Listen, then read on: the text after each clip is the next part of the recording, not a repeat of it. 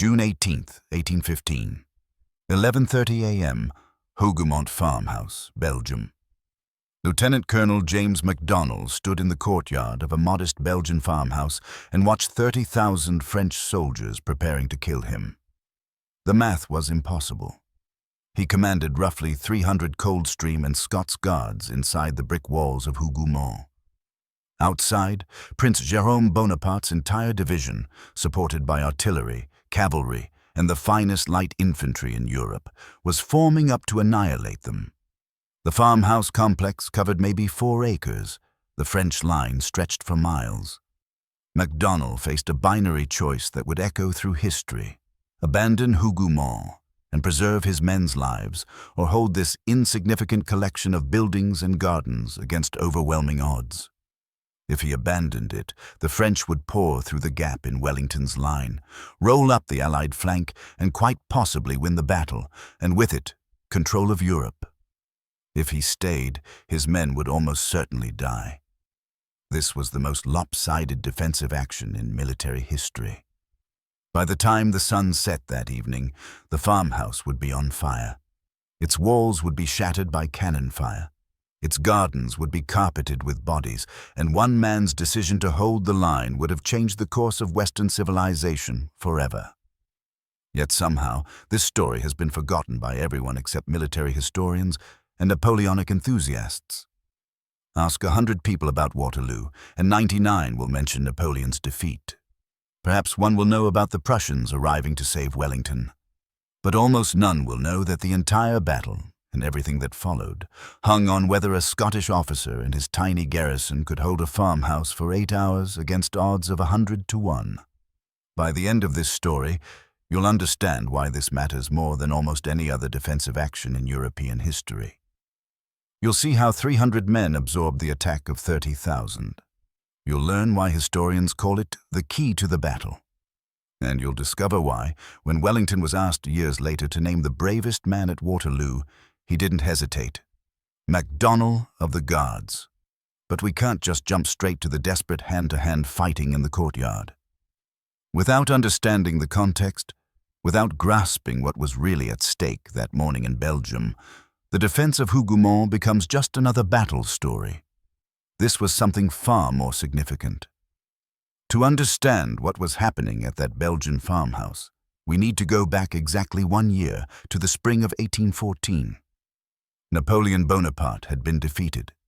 After 2 decades of nearly continuous warfare that had convulsed Europe and killed millions, the French emperor had finally been cornered by a coalition of Britain, Russia, Austria, and Prussia. His army was shattered. His empire was collapsing. On April 6, 1814, Napoleon abdicated and was exiled to the island of Elba, a tiny Mediterranean possession where he could play at emperor over 12,000 subjects instead of 44 million. Europe's monarchs breathed a collective sigh of relief. The Revolutionary Wars and Napoleonic Wars, which had begun in 1792 and had redrawn the map of Europe multiple times, were finally over. At the Congress of Vienna, diplomats from across the continent gathered to restore the old order, to put the Ancien Régime back in power, to pretend that the previous 23 years hadn't happened. They were rebuilding a house on sand. The problem was Napoleon himself.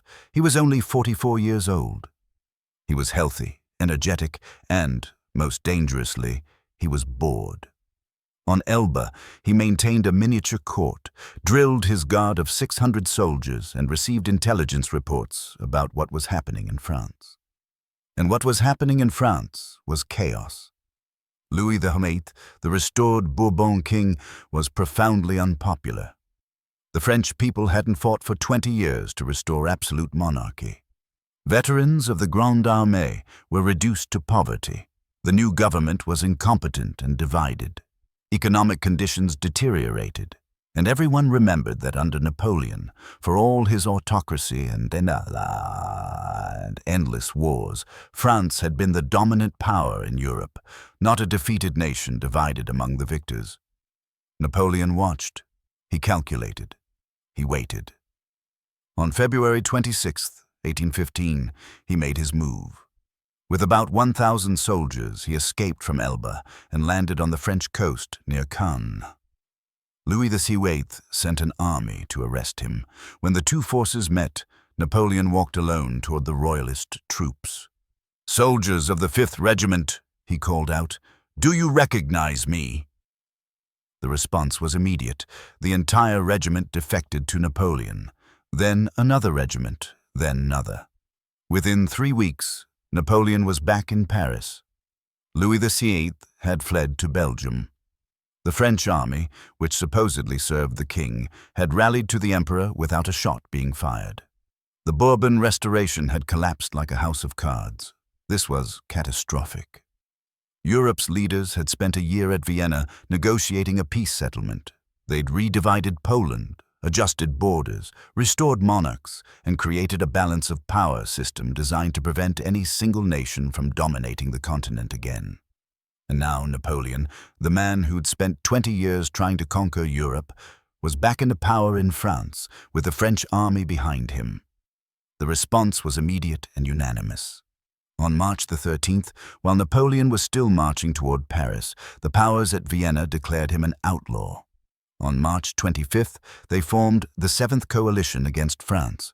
Britain, Russia, Austria, and Prussia pledged to each contribute 150,000 men to crush Napoleon permanently. The Dutch and various German states would add more. In total, nearly 850,000 soldiers would march against France. But assembling that force would take time. The Russian and Austrian armies were far to the east. They'd need months to mobilize and march west. The British army was scattered. Many units were still in America, finishing the War of 1812. Gathering the coalition would require until midsummer at the earliest, possibly later. Napoleon understood this perfectly. He had about 3 months before the full coalition could converge on France. If he waited for them to assemble, he'd face nearly 1 million men with his 280,000. The mathematics of such a conflict were simple. France would be destroyed, and he'd be killed or imprisoned. But if he struck first, if he could defeat the coalition armies in detail, one by one, before they united, he might survive. It was a desperate gamble, but it was the only gamble available. The nearest threat consisted of 2 armies camped in Belgium, just across the French border. The Duke of Wellington commanded an Anglo-Dutch-German force of about 93,000 men, positioned around Brussels. Field Marshal Gebhard von Blücher commanded a Prussian army of roughly 117,000, positioned to Wellington's east. Together, they represented 210,000 men, TT. A formidable force, but not overwhelming for Napoleon's 124,000-strong Armée du Nord. The key word was together. If the 2 armies could unite, they'd outnumber Napoleon and likely defeat him, but they were separated by about 20 miles of Belgian countryside. If Napoleon could drive between them, if he could defeat one before the other could reinforce, he might shatter the coalition's northern shield. Then he could turn south to face the approaching Austrians and Russians from a position of strength. This was Napoleon's plan. Invade Belgium, split the Allied armies, destroy them separately, and then negotiate from victory. He'd done it before, many times. At Austerlitz in 1805, he'd defeated a combined Russian-Austrian army twice his size through superior maneuver.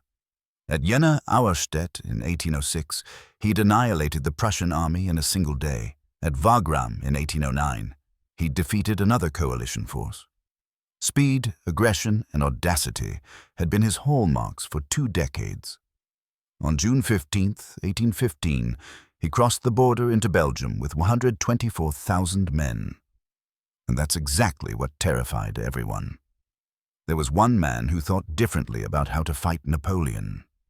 Arthur Wellesley, the first Duke of Wellington, had spent 6 years fighting Napoleon's armies in Spain and Portugal. He'd never faced Napoleon himself. The emperor had returned to France in 1813 before Wellington's army reached the French border, but he'd defeated every marshal Napoleon sent against him. He understood something crucial about Napoleonic warfare that many coalition commanders had missed. Napoleon won through speed and concentration. He'd march his army faster than his enemies expected, concentrate overwhelming force at a decisive point, smash through, and then exploit the breakthrough. His enemies consistently underestimated how quickly he could move and how violently he could strike. By the time they realized what was happening, Napoleon had already won. Wellington's solution was methodical defense. He chose strong positions, fortified them carefully, and made the French attack him. In Spain, he'd perfected the reverse slope defense, positioning his troops just behind the crest of a hill, where French artillery couldn't see them and French columns had to attack uphill into concentrated British musket fire. It had worked at Busaco, at Fuentes de Honoro, at Salamanca, at Vitoria. Napoleon called it cautious, but it won battles. Wellington was 56 years old in 1815. He'd been born into an aristocratic Anglo-Irish family. The Wellesleys were Protestant landowners in Ireland, but his early life had been undistinguished. His mother considered him the least promising of her sons. He'd been sent to a French military academy and then commissioned into the British Army at age 18, more because that's what younger sons of the aristocracy did than from any evident military talent. But India had made him. From 1796 to 1805, Wellington served in the British East India Company's wars in India. He proved to be a natural commander, meticulous in planning, aggressive in execution, and politically sophisticated. At the Battle of Assaye in 1803, he defeated a Maratha army 4 times larger than his own force.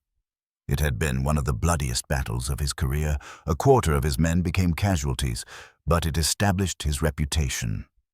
When Napoleon's marshals invaded Portugal and Spain in 1808, Wellington was sent to command British forces there. The Peninsular War that followed became his masterpiece. Over 6 years, he slowly pushed French forces out of Portugal, then Spain, then into France itself. He won not through Napoleonic dash, but through careful logistics, strong positions, and relentless pressure. By 1814, he'd proven he could beat Napoleon's best commanders. But he'd never fought Napoleon himself, and the Emperor wasn't a marshal. Wellington arrived in Belgium in early 1815 to command the Anglo-Dutch-German army. It was, frankly, not an ideal force. Only about a third were British regulars, veteran troops from Spain who could be trusted in any situation. Another third were untested British units or troops from the King's German Legion, excellent soldiers but limited in number. The final third were Dutch and Belgian units, many of which had fought for Napoleon until the previous year.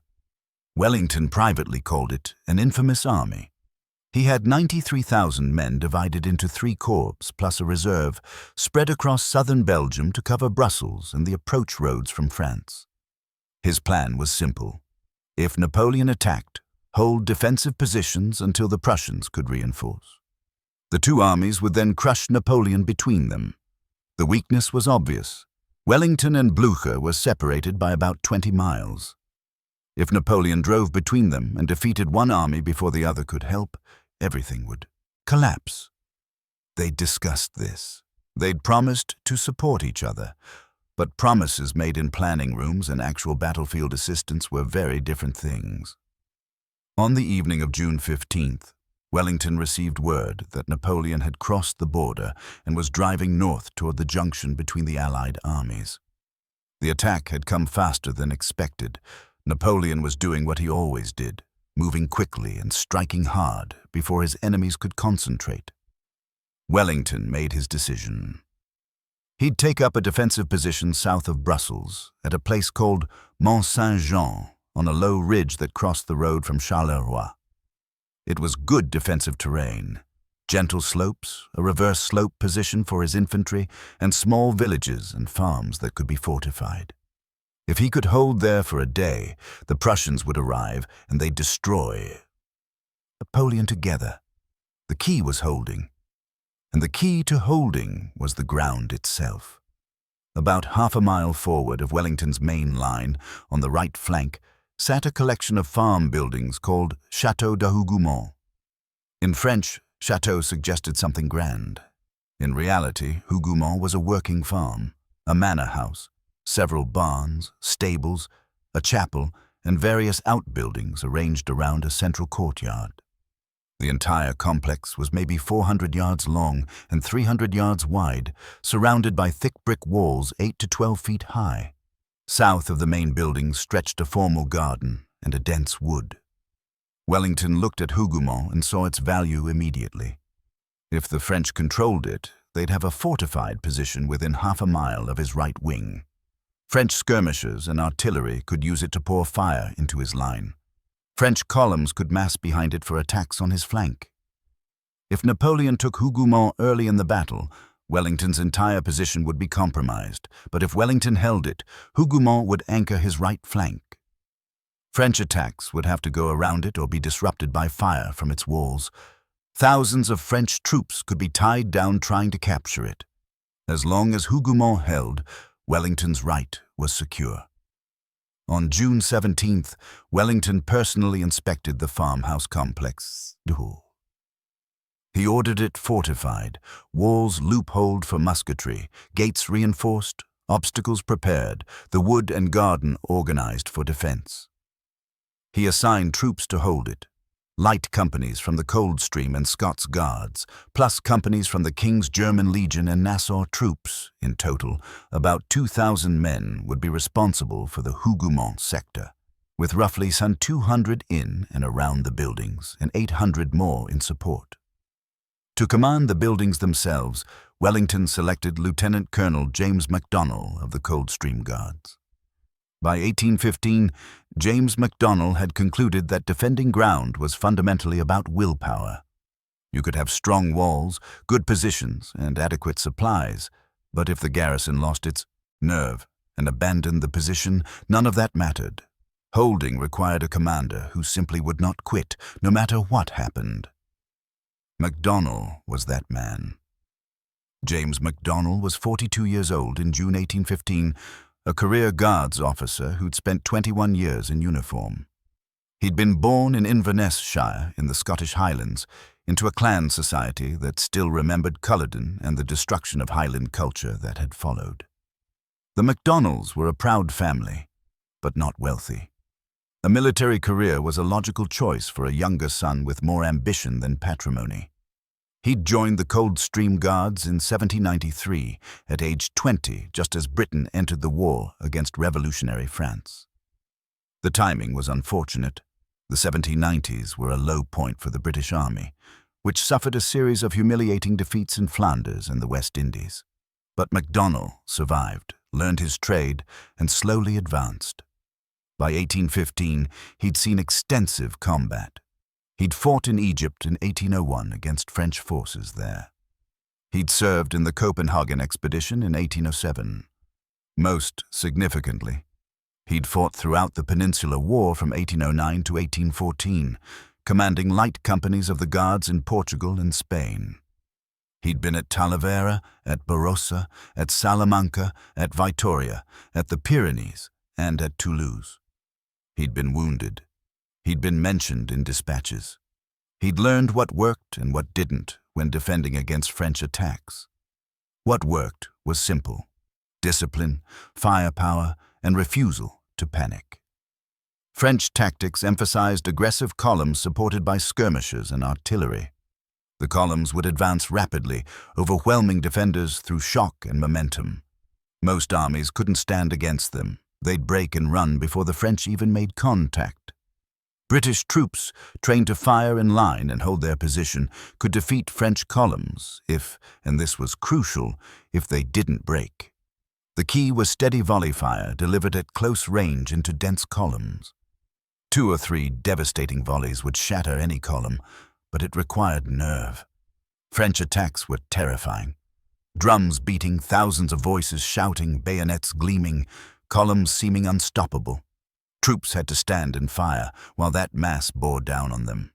Many couldn't do it. MacDonell could. His reputation was as a steady, unflappable officer who kept his men calm under pressure. He didn't need to be brilliant or inspirational.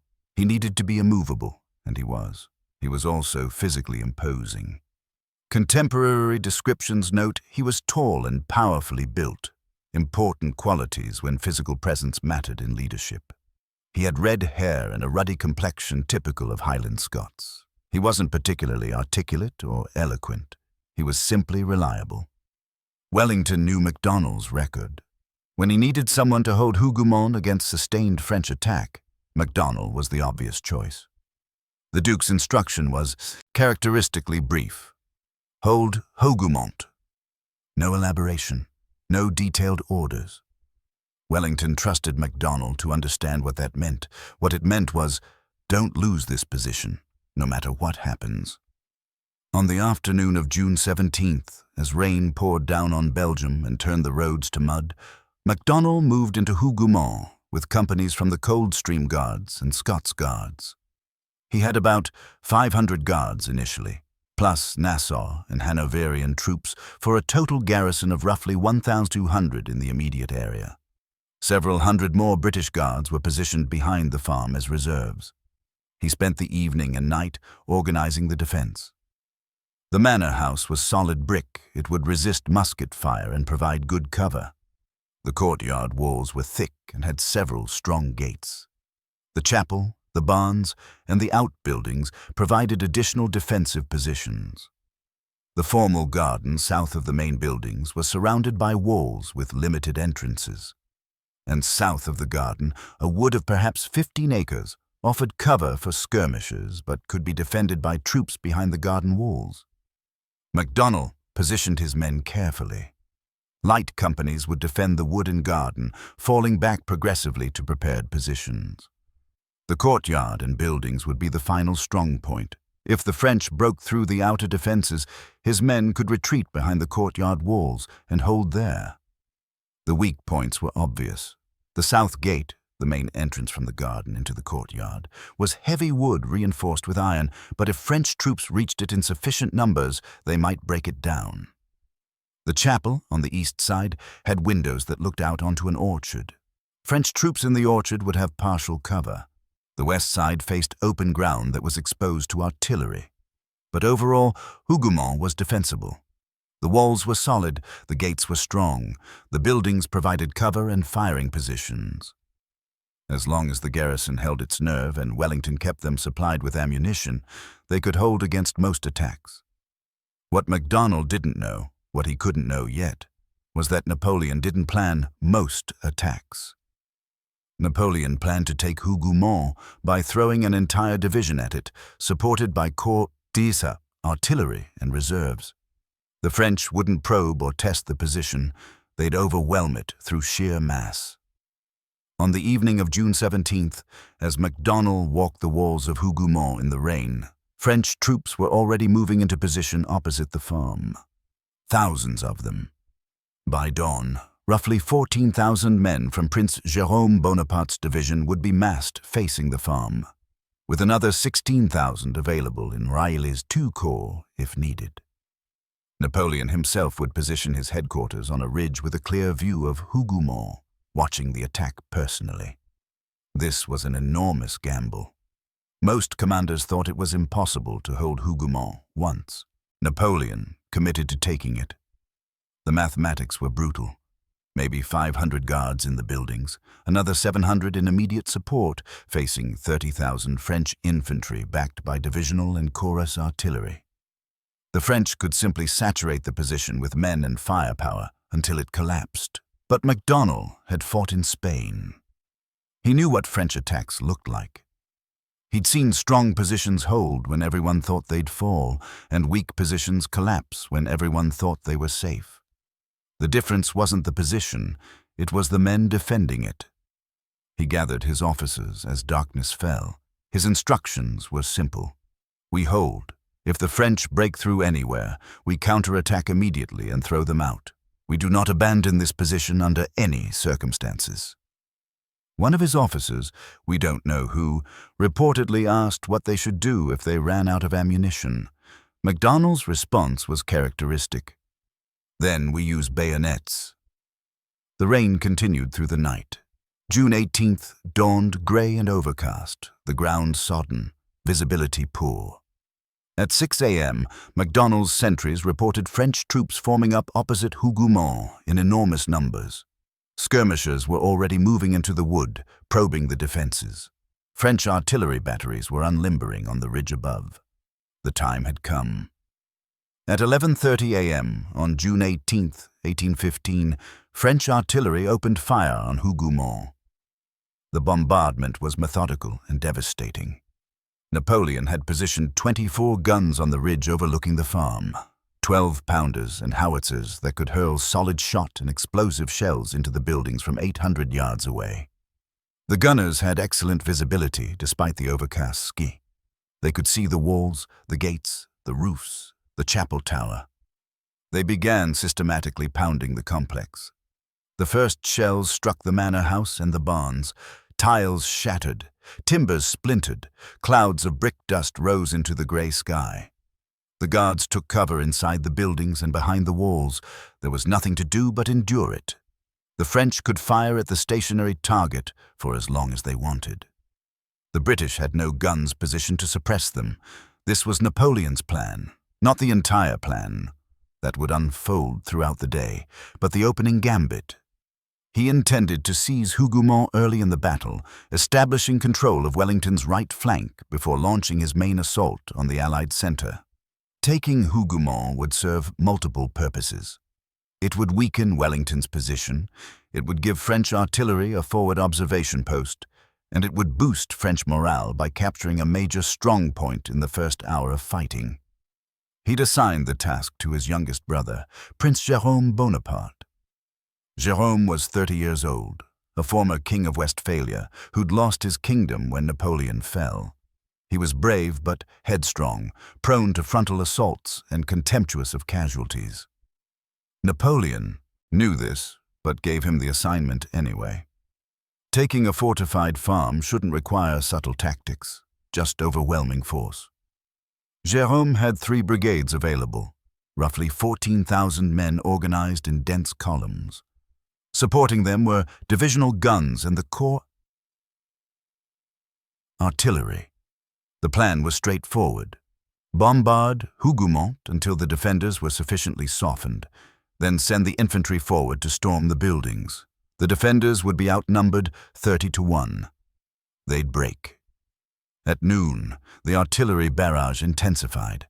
Shells fell every few seconds, the explosions rolling together into continuous thunder. The manor house was hit repeatedly. Part of the roof collapsed. Windows shattered throughout the complex. A shell struck the chapel, tearing a hole in the wall but leaving the crucifix inside intact, a fact that would later seem miraculous to survivors. MacDonald moved through the buildings, checking his men.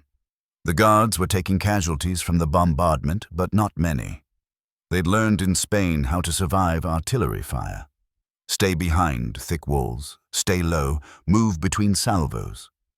The Nassau troops were less experienced and more shaken, but they held their positions. Ammunition was adequate. The gates were intact. At 12:15 p.m., French skirmishers surged forward from the tree line. The Hougoumont wood, south of the main buildings, covered about 15 acres of dense growth. It was good ground for skirmishers, light infantry who fought in loose order, using cover and taking aim shots rather than standing in formation. Jérôme sent forward several battalions of voltigeurs, elite French light infantry, to clear the wood and seize the garden.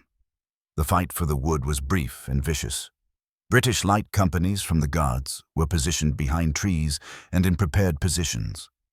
They opened fire as the French advanced, the distinctive crack of British muskets cutting through the artillery's roar. French voltigeurs returned fire. For perhaps 20 minutes, hundreds of men fought a close-range firefight among the trees. But the French numbers were overwhelming. Jérôme kept feeding more companies into the wood. The British light companies fell back methodically, maintaining fire discipline, contesting every yard. They retreated through the garden toward the chateau walls. By 12:45 p.m., the French controlled the wood. Their skirmishers moved into the formal garden, using the trees and hedgerows for cover. They began firing at the chateau walls and gates from 50-100 yards range. British troops behind the walls returned fire through loopholes. This was the moment Jérôme had been waiting for. The wood was secured, the garden was contested. French troops were right up against the chateau defenses. Now he'd launch the main assault. At 1:00 p.m., Jérôme sent forward Brigade Baudouin, about 4,000 men in dense columns. Picture this: French infantry advancing in battalion columns. Each battalion perhaps 600 men in a formation roughly 60 ranks deep and 10 files wide. Several battalions side by side, drums beating, officers at the front, thousands of voices shouting "Vive l'Empereur!" The columns moved through the garden, trampling flower beds, heading directly for the chateau walls and the south gate. The British guards inside Hougoumont watched them come. MacDonald had positioned riflemen at every loophole and window facing south. He'd put his best marksmen on the upper floors of the buildings where they had clear fields of fire. He'd reinforced the gates with furniture, carts, anything heavy. At 100 yards, he gave the order: "Fire!" 200 muskets crashed simultaneously. The volley tore into the leading French column. Men fell in rows. The column staggered, bunched up, slowed. Officers screamed at their men to keep moving. The column resumed its advance. Another volley, another 20 or 30 French soldiers down. But the column was still coming, now at 70 yards, now at 50, now at the garden walls. French troops reached the chateau perimeter. They began trying to force the gates and scale the walls. British guards fired down at point-blank range. Men fell away from the walls, others took their place. The south gate shuddered under blows from musket butts and entrenching tools. And then General Baudouin, leading the assault personally, fell dead from a musket ball through the chest. The French attack wavered. For a few crucial minutes, lacking their commander, the assault lost coordination. Some troops pulled back, others tried to continue. British fire intensified. By 1:20 p.m., the French had fallen back into the garden, leaving hundreds of casualties around the chateau walls. But this was just the first attack. Jérôme sent forward Brigade Souay, another 4,000 men. Then parts of Brigade Cubières. The attacks continued, wave after wave, each trying to overwhelm the defenders through sheer weight of numbers. At 1:45 p.m., disaster struck.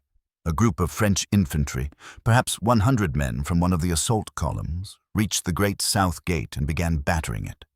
The gate had been weakened by artillery fire. The reinforcing furniture was splintered.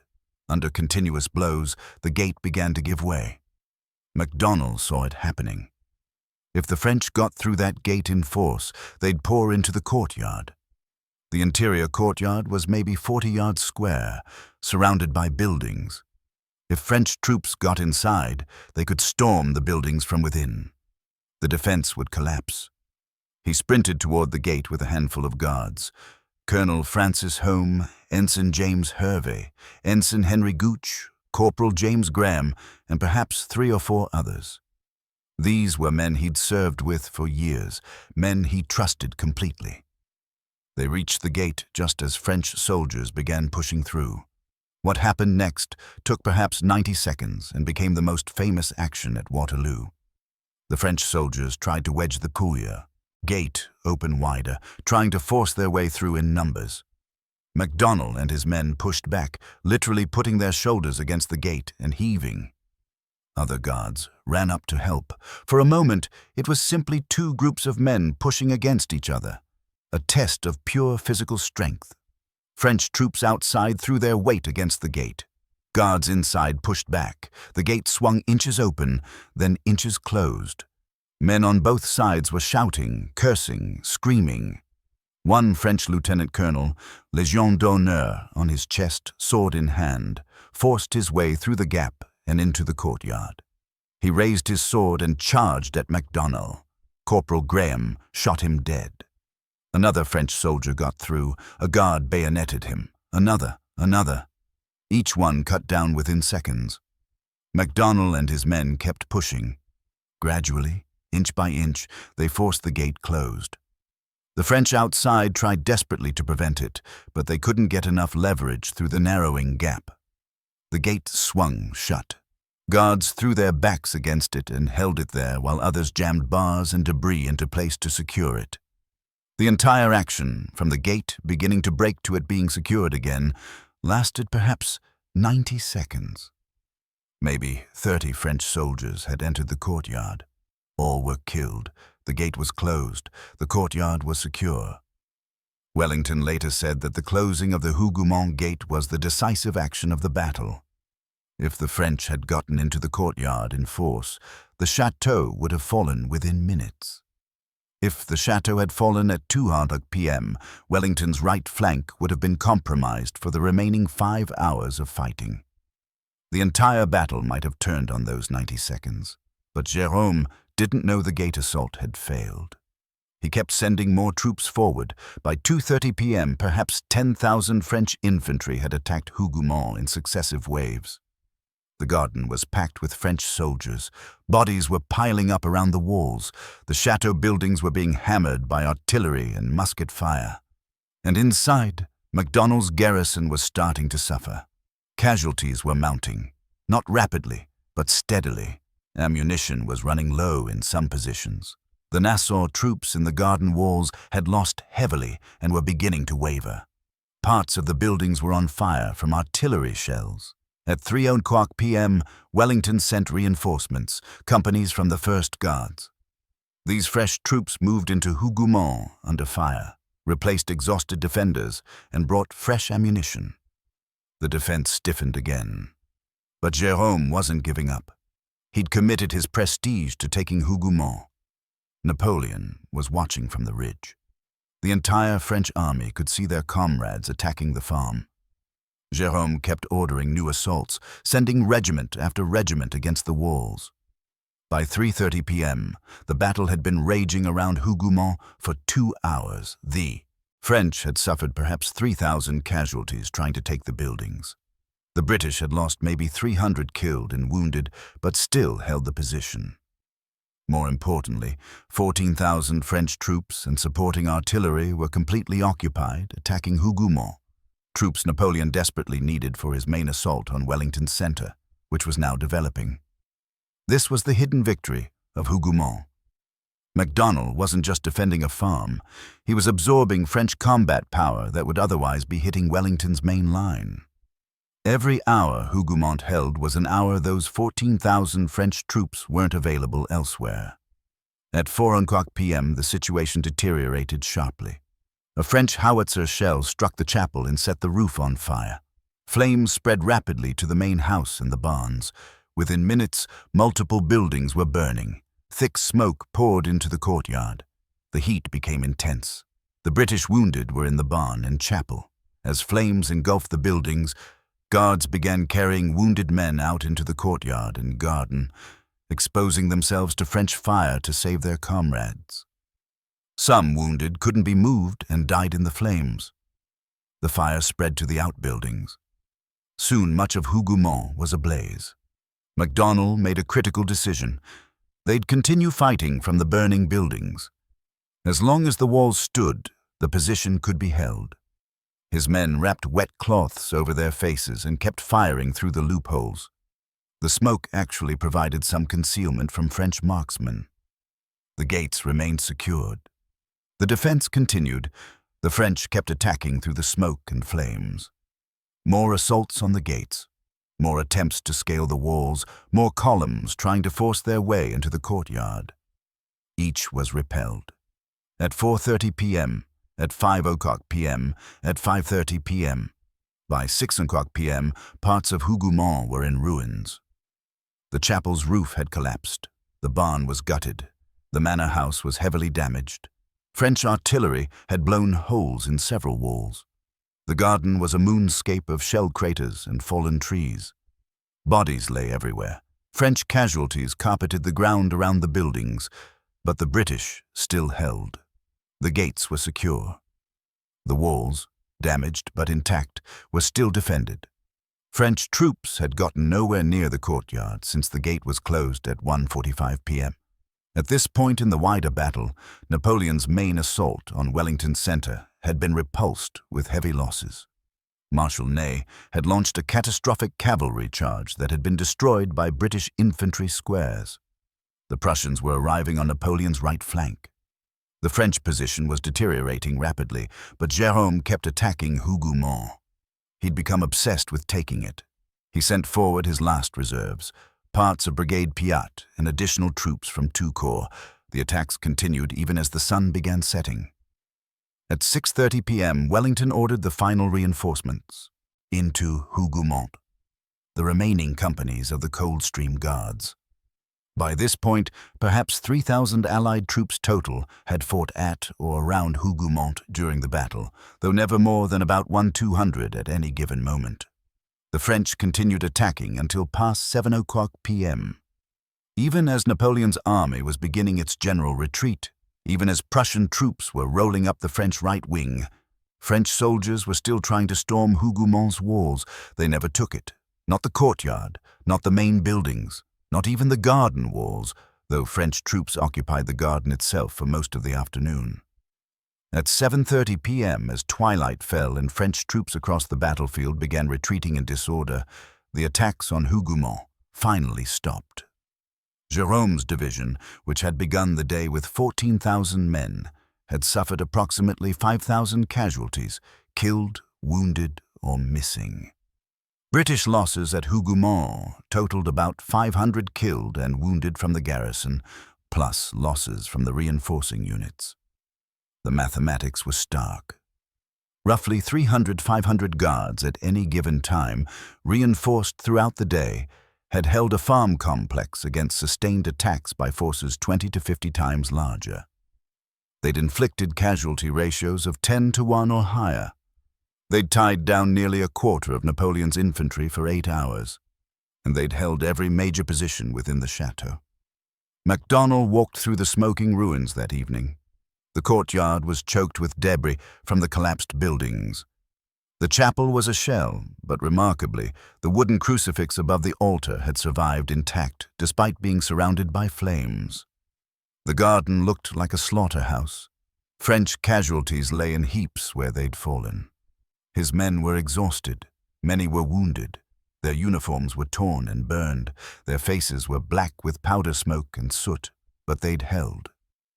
A few hours later, Wellington rode down to inspect Hougoumont. He found MacDonald and said simply, "Well done." Then he rode back to his headquarters to write his dispatch describing the battle. The immediate aftermath of Waterloo was ghastly on a scale that Europe hadn't seen in a generation. When the sun rose on June 19th, the battlefield looked like an abattoir. Approximately 47,000 men lay dead or wounded across a few square miles of Belgian farmland. At Hougoumont alone, French casualties exceeded 5,000. Each represented a person with a family, a history, hopes and fears. Many lay where they'd fallen for days before burial parties could reach them. The wounded suffered terribly. Medical care in 1815 was primitive. No anesthesia beyond alcohol, no antibiotics, limited surgical knowledge. Men with abdominal wounds almost invariably died. Men with shattered limbs faced amputation without pain relief. The surgeons worked continuously for days, exhausted and overwhelmed. The screaming could be heard across the battlefield. Napoleon's army disintegrated. The Emperor fled toward Paris, hoping to rally another army, but it was hopeless. On June 22nd, he abdicated again. On July 15th, he surrendered to the British. This time, there would be no comfortable exile to Elba. He was transported to St. Helena, a remote island in the South Atlantic, where he'd spend the remaining 6 years of his life as Britain's prisoner. The Battle of Waterloo had lasted approximately 9 hours. In those 9 hours, Napoleon's last army was destroyed. His hopes of remaining in power were crushed, and the fate of Europe was decided. Within months, the Congress of Vienna reconvened and finalized a peace settlement that would preserve the balance of power for decades. MacDonald received immediate recognition for his role at Hougoumont. Wellington mentioned him specifically in his official dispatch, remarkable for a lieutenant colonel, as dispatches typically focused on generals. When Parliament voted prize money for Waterloo, Wellington insisted MacDonald receive a generous share. More remarkably, Wellington established a special prize of £500 for the individual whose conduct in his judgment was the most distinguished. He could have chosen any of the thousands of men under his command. He chose two: Lieutenant Colonel MacDonald for his defense of the farm of Hougoumont, and Sergeant Graham for his assistance to Lieutenant Colonel MacDonald in closing the gate. Years later, when asked who was the bravest man at Waterloo, Wellington replied without hesitation, "MacDonald of the Guards." The Guards who fought at Hougoumont received formal recognition. The Coldstream Guards and Scots Guards added Waterloo to their battle honors. Officers who'd served there received promotions and awards, but no amount of recognition could restore the dead or fully heal the wounded. For the men who survived Hougoumont, the psychological impact lingered. They'd faced repeated assaults by overwhelming forces for 8 hours. They'd seen comrades killed beside them. They'd fought in smoke and flames, uncertain if they'd survive the next minute. Many never fully recovered from the trauma. But the true significance of Hougoumont went beyond immediate celebrations. First, it had shaped the entire Battle of Waterloo. By tying down Jérôme's division, roughly 14,000 men, plus supporting artillery and reserves, Hougoumont had prevented Napoleon from concentrating overwhelming force against Wellington's center. When Ney launched his great cavalry charges against the Anglo-Allied squares around Fort Hougoumont, those charges might have succeeded if supported by an additional infantry division. But that division was occupied attacking a farm complex it couldn't capture. Second, it had demonstrated the effectiveness of defensive fortifications when properly manned. Military theorists had long debated whether fixed defenses could resist determined attacks by superior numbers. Hougoumont provided a definitive answer: yes, if the garrison refused to break. This lesson would influence military thinking throughout the 19th century. Third, it had exemplified leadership at the tactical level. MacDonald hadn't performed any genius maneuvers. He hadn't outthought his opponents strategically. He'd simply refused to yield ground, made sound decisions under pressure, and led by personal example. The closing of the gate, where he'd personally pushed back French troops while under fire, became emblematic of combat leadership. Fourth, it had affected the strategic balance of Europe for a generation. If Hougoumont had fallen early in the battle, Wellington's right flank would have been turned. He might have been forced to retreat toward Brussels, yielding the battlefield to Napoleon. The Prussians might have arrived to find the battle already lost. Napoleon might have survived to fight again, prolonging the wars for months or years. The entire subsequent history of Europe, the Congress of Vienna, the Concert of Europe, the relative peace that lasted until the Crimean War, flowed from Wellington's victory at Waterloo, which flowed from holding Hougoumont. But perhaps the most profound consequence was less tangible. Hougoumont demonstrated that at critical moments, small groups of determined individuals can shape historical outcomes. This cuts against the great man theory of history and the historical inevitability theories. Napoleon wasn't defeated by vast impersonal forces or demographic trends. He was defeated by thousands of individual decisions and actions, of which MacDonald's defense of a Belgian farmhouse was one crucial example. The historian Alessandro Barbero wrote that Hougoumont was not just an episode in the battle, but rather a battle within the battle, one that profoundly influenced the general course of events. Military historian David Chandler called it probably the most celebrated single action of the entire campaign. Wellington himself believed that Hougoumont was the linchpin of his entire defensive position. Yet for all its significance, Hougoumont began fading from popular memory almost immediately. So why has the defense of Hougoumont faded from popular memory when it was crucial to the most famous battle of the 19th century? First, the complexity of Waterloo itself obscures individual actions. The battle lasted 9 hours and involved roughly 140,000 troops fighting across several square miles.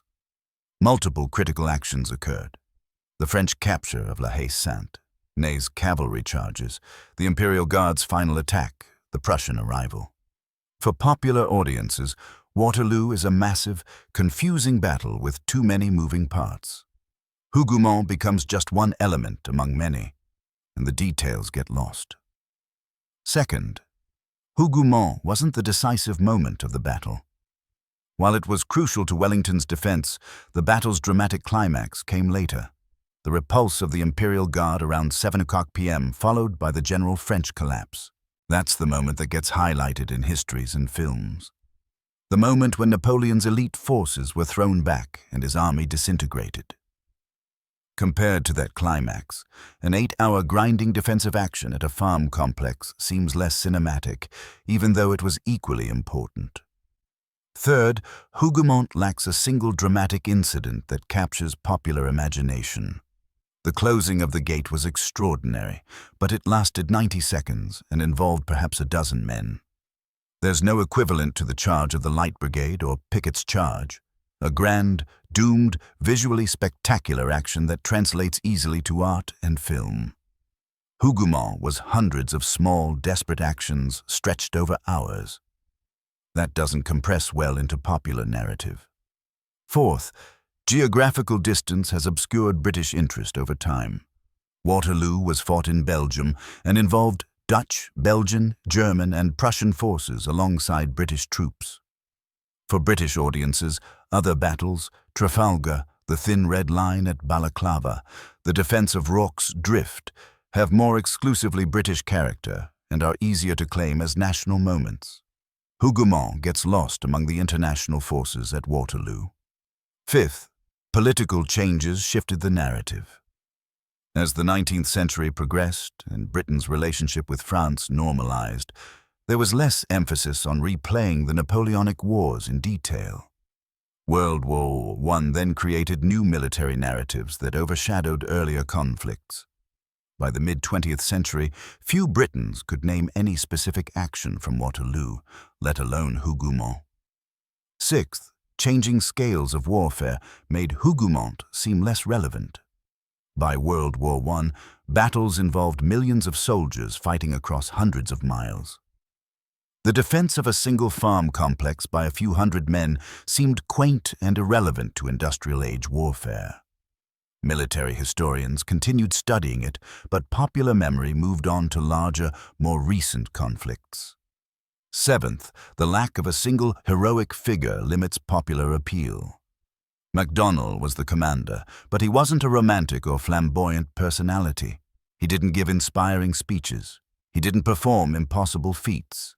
He was simply a solid, reliable officer who did his job superbly. That's admirable, but it doesn't create the kind of legend that enters popular culture.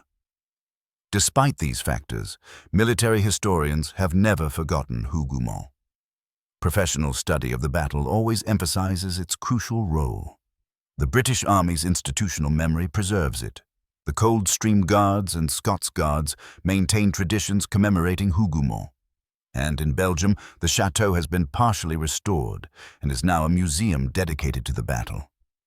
In 2015, for the 200th anniversary of Waterloo, significant restoration work was completed on Hougoumont, funded by British and Belgian organizations.